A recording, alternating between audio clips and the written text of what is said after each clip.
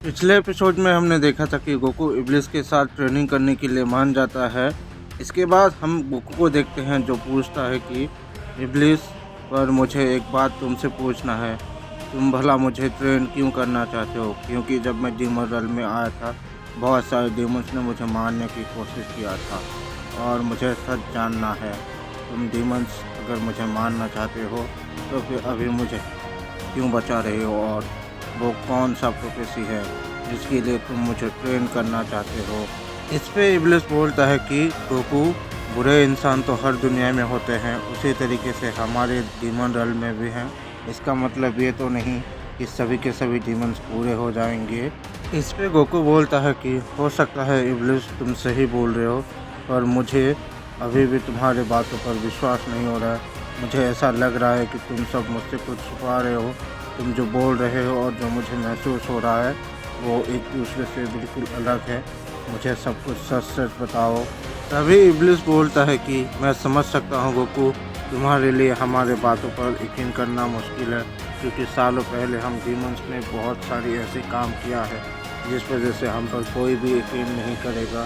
पर अगर तुम्हें मेरे बातों पे यकीन नहीं है, तुम चाहो तो मेरे साथ क्वीन फियोना का पास चलो, वो तुम्हें सब कुछ सच सच बताएंगे।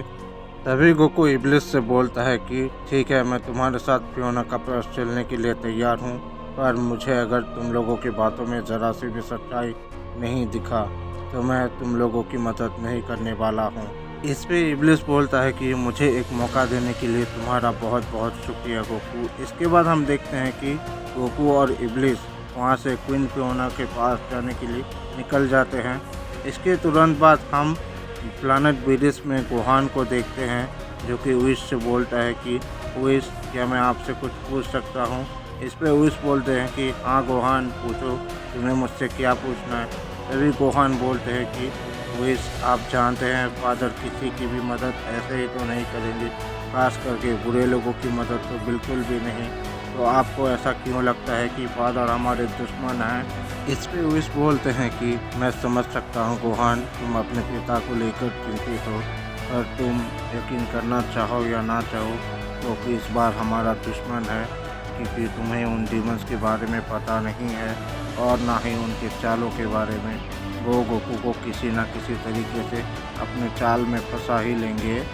इस पे गोहान बोलता है कि विश, हो सकता है फादर हर किसी पर आसानी से भरोसा कर लेते हैं, पर वो कभी भी गलत का साथ नहीं देंगे।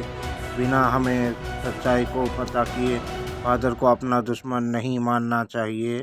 इस पे विश गुस्से के साथ बोलते हैं कि गोहान, मैं समझ सकता हूँ तुम्हारे फीलिंग्स को, पर तुम्हें यह समझना होगा कि गोकू अब हमारा दुश्मन है, क्योंकि वो डीमन रेल्म में पहले से ही पहुँच चुका है और डीमन रेल्म का समय हमारे समय से बहुत ही ज़्यादा अलग है।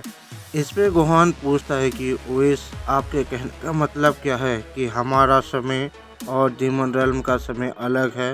इस पे विश बोलते हैं कि गोहान, हमारा समय जैसा चलता है डीमन रेल्म में, हमारे यहाँ से समय बहुत ही ज़्यादा तेज़ी से चलता है।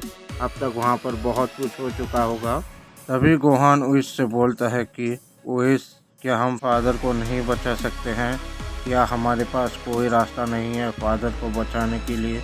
इस पर विश बोलते हैं कि नहीं गोहान, हमारे पास फ़िलहाल तो कोई रास्ता नहीं है और ना ही मुझे मालूम है कि हम गोकू को कैसे बचा सकते हैं, पर मैं फादर से इस बारे में ज़रूर बात करूंगा, क्योंकि गोकू को ख़त्म करना तो मैं भी नहीं चाहता हूं, क्योंकि गोकू ने कई बार हमारे यूनिवर्स को बचाया है बहुत सारे खतरों से।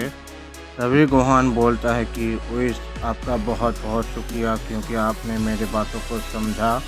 इस पे विश बोलते हैं कि गोहान, अब हमें इस बारे में बात ना करते हुए ट्रेनिंग पे ध्यान देना चाहिए, क्योंकि हमें आने वाले मुसीबत के लिए तैयार रहना ज़रूरी है। उधर हम डीमन रेल्म में देखते हैं कि इब्लिस और गोकू क्वीन फियोना के पास पहुंच चुके होते हैं।